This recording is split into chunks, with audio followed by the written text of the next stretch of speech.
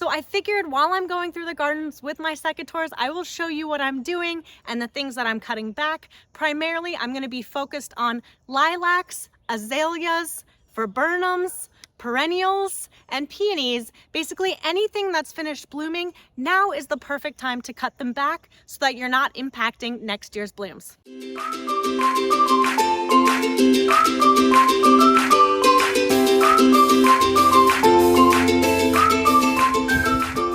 Hello and welcome back to my channel. My name is Michelle. I garden here in Atlanta, Georgia, and share all about it with you here on this YouTube channel. And I've been saying this for weeks, but it is definitely the most wonderful time of the year right now. Things are just looking so beautiful. Things are really coming into their prime. And now is also a perfect time to grab your handy dandy secateurs. These are one of my favorites. They're from Hoselink. They come in this green color, also in pink, which is an awesome thing because it's a bright color and that's something that you need for when you leave these in the garden and are looking for them later. Right now we are going to shape and prune back a couple of things. This is going to help us in promoting rebloom, in making sure things don't put energy into seed and instead put energy into roots and growing new leaves, and also keeping a good shape in the garden. So let's get started. Okay, so I'm starting over here by the azaleas. I've got a number of different types of azaleas. These autumn carnation azaleas have just finished blooming. You can see the browned flowers. So now is the perfect time to shape and fertilize for next year's blooms. There's not too much to cut away, but I really like to shape it. Any of the longer branches that are kind of sticking out in either direction, I am going to trace back into the center of the shrub and then cut there. Basically, anywhere that you're going to make a cut will promote bushiness and branching and new growth. So making those cuts in the interior of the azalea plant is really going to give you a fuller plant later. Azaleas actually don't make really good hedge plants. When you think of hedge plants, you're probably picturing a boxwood hedge. Azaleas you can hedge, but you're gonna have kind of sporadic flower growth. Because with hedges, you want to keep them sheared back multiple times a year to create that shape and form. If you're doing that with azaleas, basically after a certain point, you are cutting off blooms, and so you're gonna get kind of a patchy looking hedge when it's in bloom.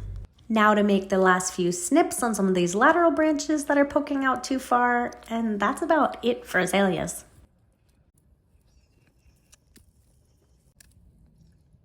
Also, I forgot that this azalea has something really cool. I believe this is a virus or a mutation. It's not something that's supposed to happen, but it hasn't affected the plant at all, and it's really contained to this one branch, but I just think it looks so cool. The leaves on this one branch are completely white and the stems are bright red. It's like a little albino branch that I'm pretty sure isn't good for the azalea, but it hasn't affected growth or anything, so I keep it, and every time I see it, I go, wow, nature is amazing. Okay, so I'm done pruning on these azaleas. Just as a reminder, you're going to cut deep into the shrub. It's going to promote branching and bushiness in the future years, and you're cutting it right after it's finished blooming so that you're not cutting off next season's flowers. Let's talk about perennials, and this also goes for peonies, and why we're cutting off the spent blooms. So first off, a plant's whole goal in life is to go to seed, make babies, and make more plants. That takes a lot of energy, and instead of focusing energy on other things like roots, leaves, setting buds for the next season, it's trying to create babies so that it can procreate. We don't want that. What we want are more blooms, healthier plants, so that's why I'm going through any perennials that have finished flowering. Just go ahead and deadhead this. This goes for your bulbs too, so your tulips, your daffodils, move all of those spent blooms and seed pods.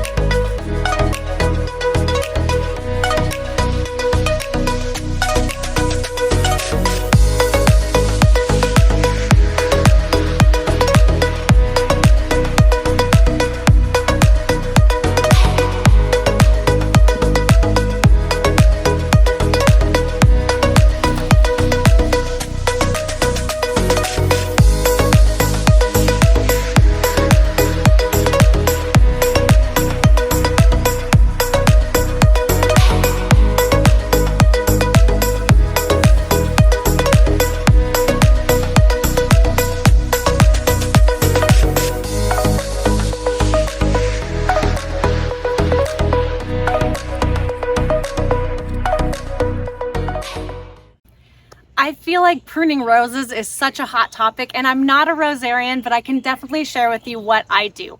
First off, and I'd say arguably the most important part, is that you're sanitizing your secateurs in between rose bushes. Now, you saw me prune all the things earlier without sanitizing in between, and technically that's not by the book, but I am lazy. For roses, I do not mess around. Roses can get a virus known as rose rosettes, and oftentimes you don't know your rose has it for the first 2 years because it takes time to spread through the rose and develop the characteristic signs of rose rosettes. So what that means is that you can spread rose rosettes through your entire collection of rose bushes with your secateur as you've been pruning unknowingly a shrub that has the virus. This virus is one that you can't treat. Once your rose shows signs of rose rosette, it's time to kick it to the curb as it can spread all over the place. Hopefully that tells you how important it is to sanitize your shears in between rose bushes. Now let's talk about what you're doing when you're deadheading rose bushes. The only thing that you have to remember when deadheading rose bushes is that you're going to cut above a leaf of 5. Cutting above a leaf of 5 will promote branching and prevent something known as dieback. Dieback is just that browning that you get if you prune in the wrong spot on roses. It's not a super big deal, but it is kind of unsightly. Shrubs that are self-cleaning like the Drift series or the Oh So Easy series or knockout roses, you technically don't have to prune. Since I already have my secateurs out and my bleach out, I might as well prune all of the roses, and it's all the same concept. Pruning right above the leaf of 5. Sometimes you have to go back a few leaves to find it, but it's always a pruning above a leaf of 5. Also, yes, I know I should be wearing gloves. I know. I don't because I'm lazy and I frequently can't find them anyways, even when I do think about it. Speaking of roses and wearing gloves, have you heard the story of Alexander Fleming and the discovery of penicillin and how it's linked to roses? So this could be a total wives' tale because I'm not sure there's much evidence to support it, but the story goes that in 1940, a man named Albert Alexander was pruning his roses and managed to get a scratch from the thorns. That scratch became infected and he went to the infirmary or hospital. Back then, there was no treatment for infections, but Albert Alexander was about to get an experimental medication. He received the first dose of penicillin. The results were initially excellent, but within 24 hours, they needed more and there wasn't more to be had or made. And so, unfortunately, he died, but he was the first person to receive penicillin. I guess that's kind of a happy story. He was part of the original medical breakthrough, and allegedly the injury that he came in for, the infection, was caused by a rose thorn. So roses always kind of make me think of that story, so I thought I would share it with you. While you're deadheading, if you see canes that are dragging on the floor or they're crossing or they're dead, those are canes that you can go ahead and remove. Basically, I'm just going rose bush to rose bush, sanitizing in between and always cutting above leaves of 5. That's all I'm doing as I'm inspecting each bush and deadheading. Like I said before, I'm definitely not a rosarian and just kind of know enough to be dangerous about roses. So I'm sharing what I do. If you do something different and it works for you, great. If this is helpful, also great. Now let's talk about something that we're not going to cut back right now, and that is ugly, floppy daffodil foliage. I have it all over my garden. I'm just here to show you we do not cut it back until it turns yellow. You can, however, if you have a clump that you need to divide, go ahead and lift that clump.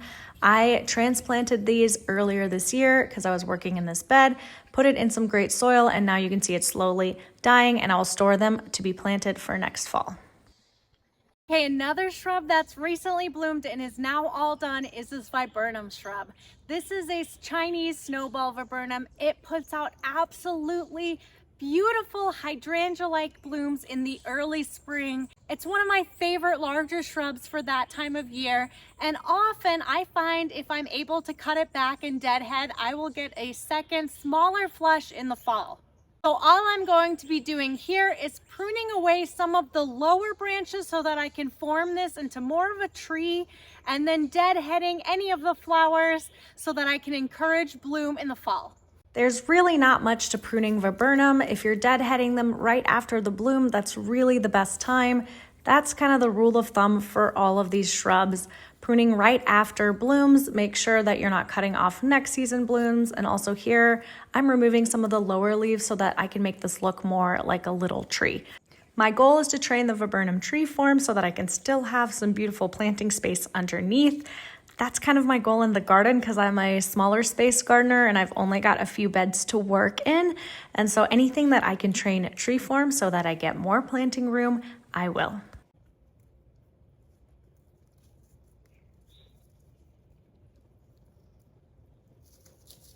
Last but not least, let's talk about lilac pruning. This lilac has finished blooming for the season. This is a bloomerang lilac, so there is a chance for rebloom if it's happy. I've personally, in Atlanta, never seen it rebloom. I think it might get too hot and it goes into a bit of a summer dormancy, but I go ahead and shape and prune this just in case it's going to rebloom. Basically, the main point of this cut is to deadhead, promote reblooming, and shape while there is no danger of cutting off next year's blooms. Not much to say about lilac pruning outside of what I've already said throughout this video. Lilacs have a lot of smaller blooms, or at least this bloomerang lilac does, and so it's just one of those tedious tasks that I go through and remove all of the spent blooms so that hopefully I can encourage rebloom, because I would love nothing more than to have a second flush on this bloomerang lilac. I will definitely keep you posted and let you know if it happens, because I will be over the moon excited if it happens this year. So just to wrap this up and tie it in a bow, I come out with my handy dandy secateurs at the end of kind of each blooming cycle. So once the early spring blooms fades and I see the new spring perennials, I'm going out there and deadheading, which means removing the old blooms so that plants aren't putting energy into creating seed and instead they're putting energy into creating new blooms. This also applies to your shrubs, so your azaleas, gardenias, rhododendron. After they're done blooming, that's the best time to shape them so that you're not at risk of cutting off next season's blooms. And lastly, if you have roses that bloom throughout the season, get out with your secateurs and find the spent blooms, trace that back to a leaf of 5 and cut right above that leaf of 5 so that you are not promoting dieback in your roses. So those are all the things that I did in the garden today, and that's really all I had to share for you. I hope this makes it easier to know when to prune, what to prune, and how to prune it. As always, I wanted to say thank you for watching. Wait. As always, I wanted to say thank you for watching, and if you like this, I hope you subscribe to follow along for more, and I will see you in the next video. Say bye, Sushi. I'll see you in the next video.